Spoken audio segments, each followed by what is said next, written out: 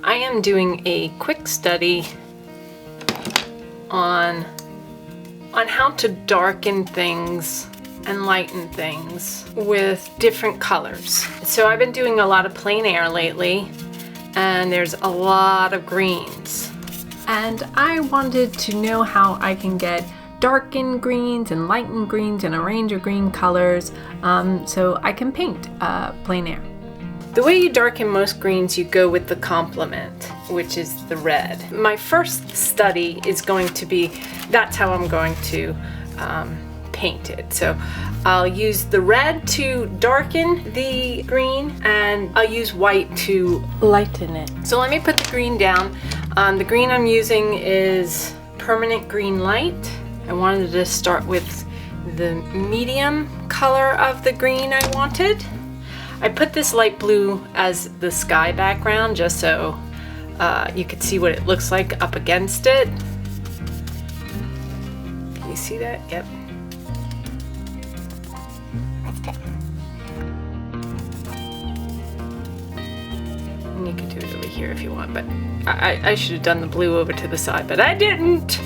All right, so to get an idea, I'm now going to use permanent, alizarin crimson, which I never know how to pronounce.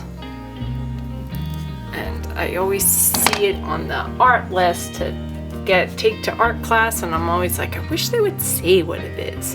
So I'm mixing it onto the painting and darkening it. No, I did not clean my brush. One, because this is supposed to be a quick study, and two, I want the two colors to mix.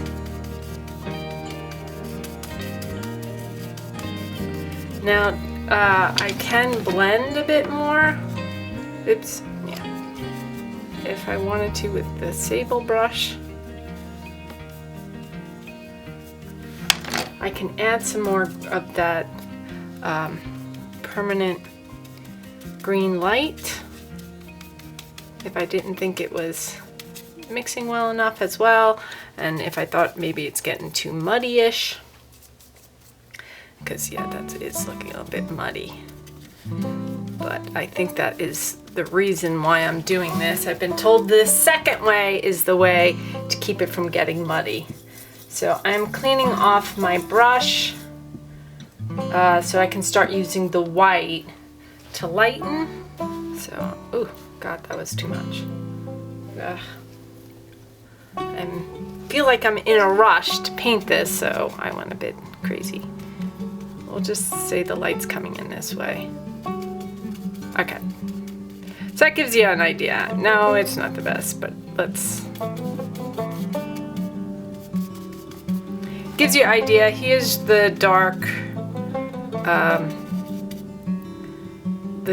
and the green is mixed with a red to give it a darkness, and then the white does the highlighting. Okay.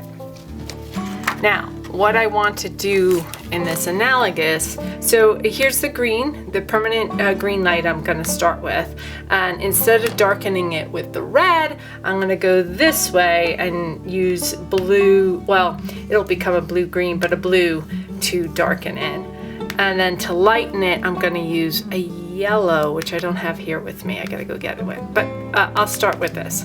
So I have an ultramarine blue that I'm going to use. But let's start. Let me clean my brush, and I'll start with the permanent green. Oh, shoot. So there we have the green.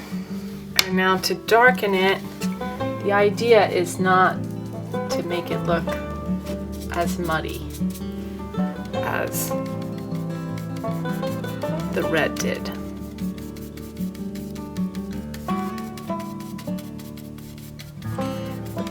So the blue is a cooler tone. Yeah, that looks less brown. So yeah, already it looks less brown, which is nice. Okay, this is a cadmium yellow, but with the analogous painting, you can use more than one color, I can use, ooh, why do I keep doing that? Because I am in a rush. Use more than one color to, like I can put in here, maybe I'll put in, what blue is this? Cerulean blue, which is a match of this. And I mix it with the yellow. And you can kind of get a transition color.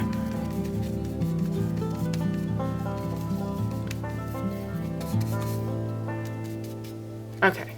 The blue mixed in there, but that's okay. But you see how this gets a little bit more brown? It's a nice way to darken something. Actually kind of have a brownness, and this one is more of a coolness. So this has a chalkiness. And this looks like light. So I'm convinced of this. Okay, so this is one that was supposed to be apple-esque. Again, it was a quick. This is Prussian blue. I used the alizarin red permanent, and then I used green to darken this, and then a white to lighten. Here I used what did I use to lighten it? A purple to lighten it, and an orange to, purple to darken, and a, not an orange, a yellow to lighten it. Anyway, it definitely worked out on this to show you the difference. I think this is more gradient. This is not. This comes out more brown, like that muddy look. This does not. This has a cool look and a light look, like sunlight and cool weather. So shaded, I should say. You're in the shade, you're in the sun. Shade, sun. Anyway, it might give you ideas of how you want to color and shade your paintings.